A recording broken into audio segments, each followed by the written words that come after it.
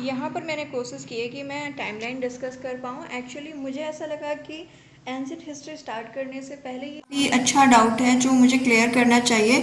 BC क्या है, BCE क्या है और एडी क्या है।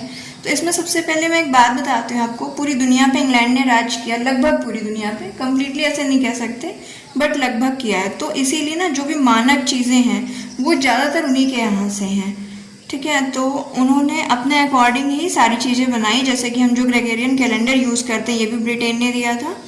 तो इसी तरह जो हमारी टाइम लाइन है उसमें सबसे पहले हम रेफरेंस पॉइंट मानते हैं क्राइस्ट एरा को। यहाँ पे माना जाता है कि जीसस क्राइस्ट के जो बर्थ एरा है ये वो है, और इसे 0 सेंचुरी एडी से रिप्रेजेंट किया जाता है। इससे पहले बीसी यानी बिफोर क्राइस्ट, यानी कि ईसा मसीह के जन्म से पहले, ईसा मसीह से पहले। और उसके बाद आता है एनो डोमिनी यानी कि आफ्टर द क्या कहते हैं जीसस क्राइस्ट।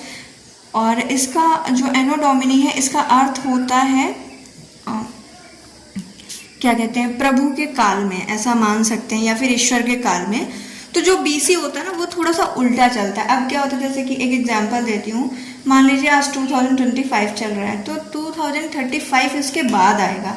ये होता है हमारा एडी का सिस्टम, मतलब एक सीक्वेंस वाइज चलना। पहले 10 आएगा, देन 90 आएगा, ये चीज़ है। बट इसमें क्या होता है, ये रिवर्स में पहुंच जाता है वो भी सीक्वेंस वाइज ही।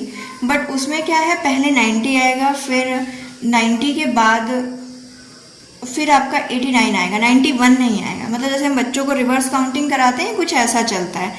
जैसे कि 600 BC टू 200 BC, अगर 600 टू 200 अगर कहा गया कि कोई ईयर था तो आपको समझ जाना है कि वो BC ही रहा होगा।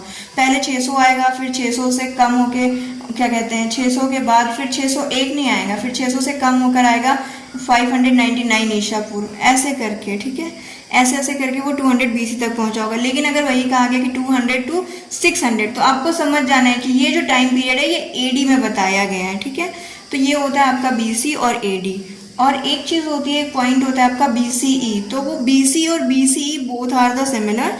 एंड इसके अलावा जो ये 2500 BC टू 1948 एडी दिखा है, ये क्या है, तो ये इंडियन हिस्ट्री का टाइम है। मतलब कि जो हमें इंडियन हिस्ट्री कंप्लीटली पढ़नी होती है वो ऐसे ही पढ़नी होती है।